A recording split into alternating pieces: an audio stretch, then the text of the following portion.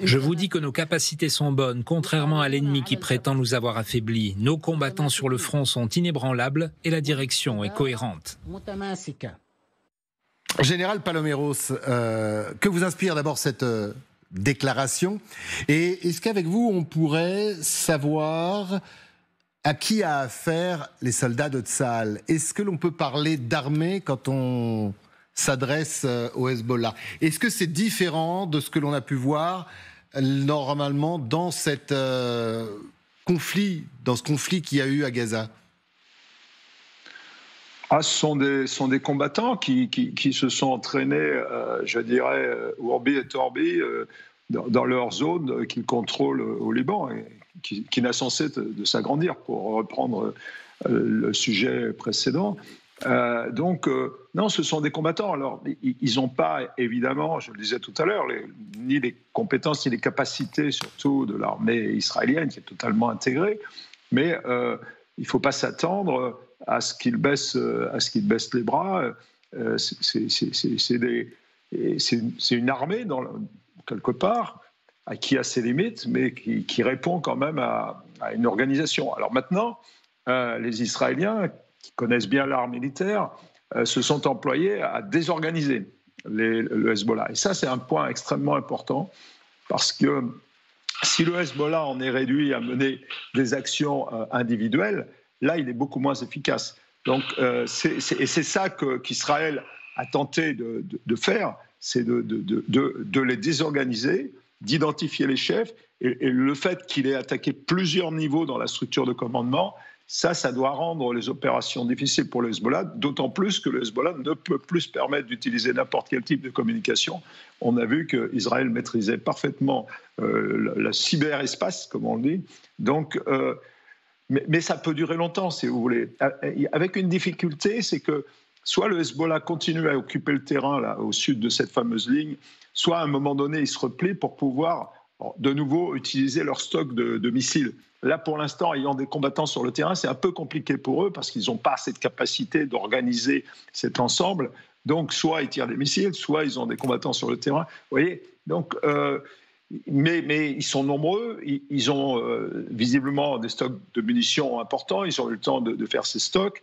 Et ils peuvent se replier malgré tout, parce qu'on dit ils vont aller au-delà d'une ligne. D'accord, mais ils resteront dangereux. Or, ça, Israël ne peut pas l'accepter. Israël ne peut pas accepter de revenir à la situation ex-ante, même si le Hezbollah recule de 10, 20, 30 km. Il sera toujours là. C'est ça le fond du problème. On a parlé d'éradiquer le Hamas à Gaza. On n'a pas tout à fait entendu le même message, mais l'idée est quand même là, c'est-à-dire priver le Hezbollah de toute capacité de nuire sérieusement à Israël dans l'avenir. C'est un peu ce qu'a répété Benyamin Netanyahou hier. Alors, on parlait de cette communication omniprésente du côté du Hezbollah, et tout à l'heure, vous parliez de Tyr, cette ville où vous étiez. Eh bien, Hélène Bonnet, Gabriel Aurillon et Mohamed Yassine ont pu se rendre hier sous contrôle, bien évidemment, du Hezbollah, parce que c'est très, très compliqué dans cette partie pas faire un de pas pouvoir. Sans contrôle du Hezbollah. Exactement. C'est une ville de 40 000 habitants à peu près. Il reste pratiquement plus rien et plus personne aujourd'hui.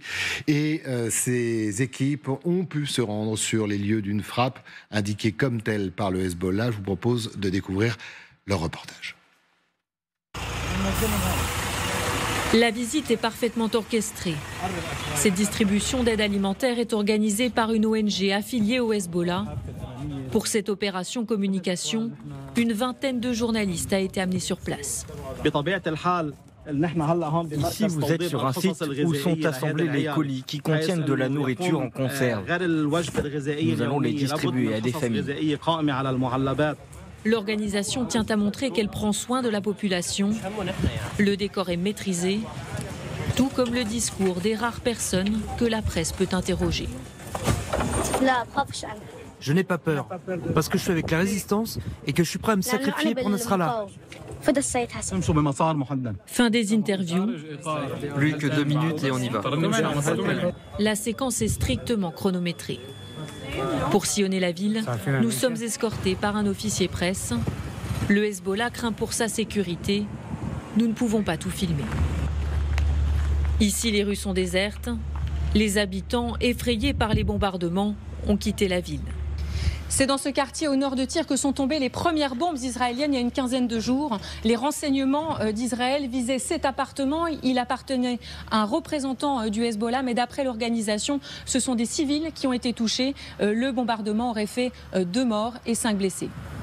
Toujours accompagnés, nous pénétrons dans un hôpital. À l'étage se trouvent plusieurs patients dans un état grave. Ce médecin nous l'assure, ce sont tous des civils. Ici, ce sont des hommes âgés qui sont restés avec leurs familles et leurs parents. La frappe a visé leur lieu de résidence. Ce ne sont pas des combattants. Dans le sud du Liban, l'offensive israélienne se poursuit. Après notre départ, de nouvelles frappes ont eu lieu sur Tyr et les villages alentours. Reportage signé Hélène Bonnet et Gabriel Orillon. Quelque chose de très intéressant puisqu'on parle de communication. Hein. Vous avez vu comment, et vous le savez puisque vous étiez sur place il y a encore une semaine, travailler dans certains quartiers qui sont sous la main, sous la férule du Hezbollah. Et vous disiez quelque chose d'assez intéressant, notamment sur cette déclaration du nouveau chef, on va l'appeler comme ça, le nouveau chef du Hezbollah. De facto, c'est Naïm Kassem, et maintenant le chef du Hezbollah. On verra si un nouveau est désigné par la Choura un peu plus tard, mais pour le moment, c'est lui. Qui parle de... pas de négociation, qui dit voilà, j'ai essayé... Il a appuyé un projet de cessez-le-feu en accord avec le président du Parlement qui s'appelle Nabi Berri, qui est là depuis des dizaines et des dizaines d'années. J'avoue que je ne me rappelle même plus la date, mais ça fait extrêmement longtemps. C'est un personnage assez âgé, qui est le chef du parti politique Amal, parti politique chiite. Oui, mais là vous dites, en fait, ce qui est intéressant, c'est que vous dites, ça, voilà, tout ça, c'est pour éviter de se retrouver contesté. Exactement. Et il dit ça pour parler à une partie des Libanais qui pourraient contester l'action du Hezbollah. Il y a une partie des Libanais, chrétiens ou sunnites, qui disent que si on en est là, c'est par la faute du Hezbollah. Tout en continuant à haïr les Israéliens qui font la guerre chez eux. C'est assez compliqué à comprendre. Et donc là, il essaie de se préserver des dissensions qui pourraient apparaître au Liban. La dernière fois que c'est apparu, ça a mené à la guerre civile. Donc ils savent très très bien ce qui peut se passer, quelle est la volonté des Israéliens, puisque c'est ça la volonté des Israéliens, c'est de pousser le Liban totalement à bout. Le Liban qui est un État quasi failli aujourd'hui, dans une crise économique terrible, et il y a plus grand chose qui fonctionne. Avec une corruption depuis des années totalement endémique. Notamment, oui.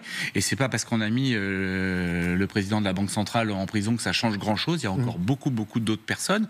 Et il faut absolument gérer ça. Il faut tenir le pays tout en étant sous les bombes des Israéliens. Ce que je remarque aussi, c'est que pour le moment, il y a plus de morts qu'en 2006.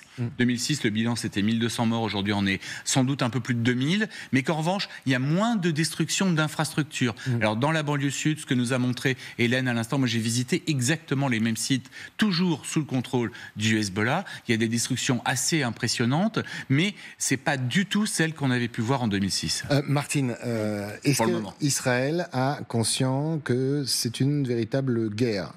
Je m'entends. Sur le terrain... Pour le moment, la plupart des soldats qui ont été tués, des soldats de Tsahal, l'ont été face aux soldats, aux hommes, aux terroristes du Hezbollah sur l'opération terrestre. Est-ce que aujourd'hui vous pensez que Israël est capable d'assumer un autre front, une autre guerre ? On a fait référence aux pertes justement que subit Israël, d'abord qu'ont subi les Libanais puis les gens du Hezbollah, et qu'ont subi les soldats israéliens en 2006. Mais aujourd'hui, Christophe, il faut bien se rendre compte qu'Israël est dans une perspective totalement différente. C'est-à-dire qu'il fait face, effectivement, à une volonté, à un péril totalement existentiel. Et la guerre, et ça modifie complètement la donne. Alors, d'un côté, c'est vrai, l'opinion israélienne, elle est exsangue, elle ne peut absolument plus voir ses fils tomber jour après jour, que ce soit à Gaza et là. Mais là, elle soutient quand même l'affaire. Parce qu'il y a l'éléphant dans la pièce, ce que oublient un petit peu les diplomaties occidentales, dont la nôtre, c'est que finalement, la fin d'Israël programmée est proclamée. Et ça change complètement la vision des Israéliens par rapport à cette guerre.